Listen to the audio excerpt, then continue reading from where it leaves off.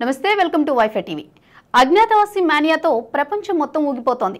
ఎక్కడ చూసినా అజ్ఞాతవాసి టాపికే. న్యూస్లోనూ సోషల్ మీడియాలోనూ టెలివిజన్లోనూ అజ్ఞాతవాసి గురించి జనం మాట్లాడుకుంటున్నారు. ఒక్క తెలుగు వాళ్ళు మాత్రం దీని గురించి మాట్లాడడం లేదు. తెలుగేతరులు అజ్ఞాతవాసి గురించి చర్చించుకుంటున్నారు. అలాగా ఇలాగా కాదు. ప్రముఖ సినీ విశ్లేషకుడు తరుణ్ ఆదర్శ్ ఏమన్నాడో చూడండి. తుఫాన్ అనాలా, సునామీ అనాలా, టైఫూన్ అనాలా? అజ్ఞాతవాసి సినిమాను దేనితో పోల్చాలి? హాలీవుడ్ దిగ్గజాలను ఢీ కొడుతూ అమెరికాలో తెలుగు సినిమా అత్యున్నత స్థానంలో నిలిచింది. అవును, అజ్ఞాతవాసి సినిమా అమెరికాలో భీకరమైన వసూళ్లతో మొదలైంది.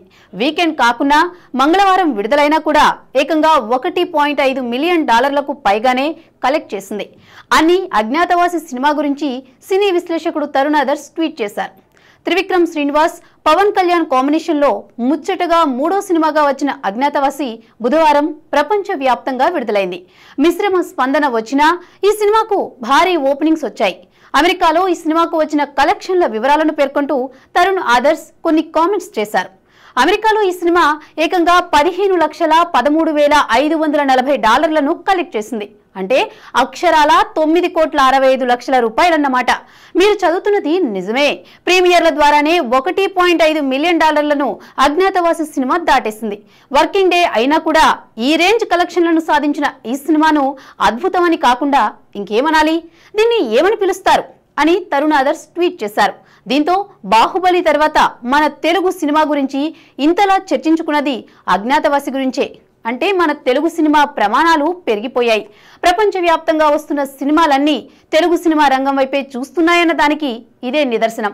సో మన తెలుగు దర్శక నిర్మాత ఇక నుండి ప్రపంచ స్థాయి ప్రేక్షకులను దృష్టిలో పెట్టుకుని సినిమాలు తీయాల్సి వస్తుంది. ఒక రకంగా ఇది శుభపరిణామమే.